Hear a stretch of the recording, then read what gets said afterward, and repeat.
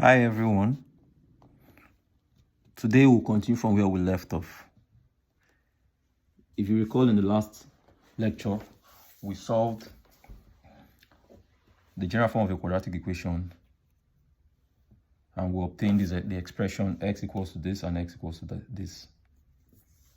Having done that, our aim today will be to look at what cases will exist, or what our solutions would be like when we know the real value of A, B, C, A, B, and C. We already stated what values are A, B, C can take. That A, B, C can take real value, our real value. So, having said that, to know what cases that could exist from here, all we need to do is to look at, consider this part of the expression, or what we have in the roots here. And the name for this is called a discriminant. So I've written it here. So case one will be, what case will the first case that could exist, or the case in no particular order though, the case that could exist here will be where b squared is greater than 4ac. If that happens, we'd have two distinct roots. It then means that what would have within this value here, what the value would have within this, the square root here, would be positive. And we know how to find the root of a positive number. The other case that would exist would be, to have when b squared is greater than, is equal to 4ac. If that happens, we'd have the same value here and the same value here. And that value will be 0. And the expression for when b is equal to 4ac, what we'll have within the root here will be 0. And if that happens, we'll be having minus b over 2a and minus b over 2a. So in that case, we'd have repeated roots. The third case would be when b squared is less than 4ac. If that happens, we would have the root of a negative number. And that brings me to a concept that we will discuss in some other lecture. We'll have the root of a complex number. We'll have the root of a negative number. And when we have that, we'll call that a complex number. So these are the three cases that would exist. And that reminds me, when I solved the general equation, the general form of a quadratic equation, I defined what values A, B, C can take. If you recalled, I said A, B, C are all members of real numbers. And a natural question that would arise in such case would be to say, are there numbers that are not real? I told us then to hold that thought. So this case 3 here calls to mind or answers that question. In a different video, there is a different video I'm going to do where we'll be talking about where we treat complex numbers. And for now, just keep this thought. We'll look at the properties that they have. We'll look at comparing them to the real numbers. Look at what properties and so, but for now, just know that such numbers exist. So having said that, let's go and take a few examples of what we have done today. A few examples of what we have done today. So today, let's take an example. Example 1. Solve 2x squared minus 5x equals to 3 by completing the square method.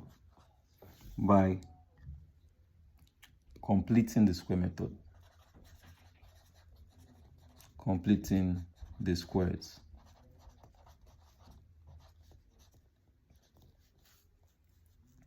So 2x minus 5x equals to 3. For us to recall that the first thing to do is to divide both sides by the coefficient of the highest power of x, which is this. So you divide both sides by 2, divide all sides by that coefficient, and you have x squared minus equals to 3 over 2.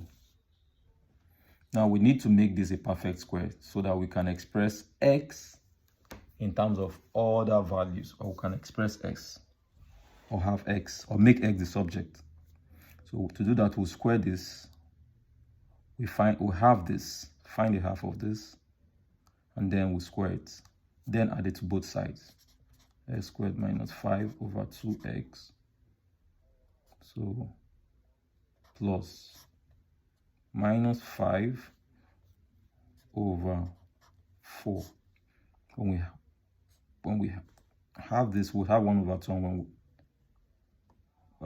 so this is what we'll add to both sides, 3 over 2. When I express this, when I square this, I would have plus, you will have plus 25 over 16. So having said that, we can take the common denominator of this. If we take the common denominator, we'll have 16.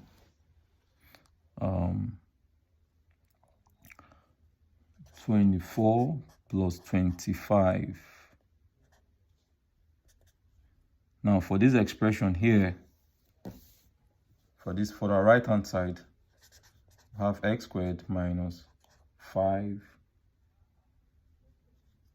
over 4x minus 5 over 4x plus 25 over 16. So sorry about this.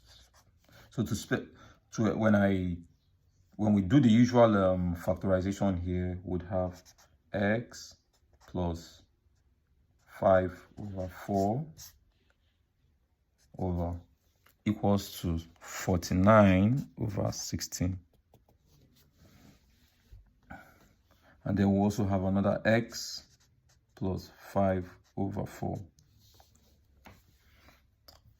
Recall that this is the same thing as, if I take the root of both sides, I'll just have only x plus 5 over 4.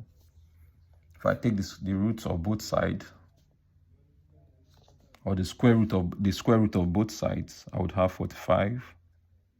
I would have just this equals to the root of 49 over 16. And that is plus or minus over 16. If I make x the subject here, then I would have, convince yourself that what would have would be 4 plus 5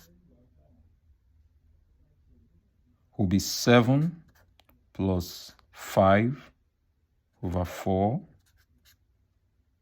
or minus 7 plus 5 over 4. So thus, our x will be equal to 3 or minus 1 over 2.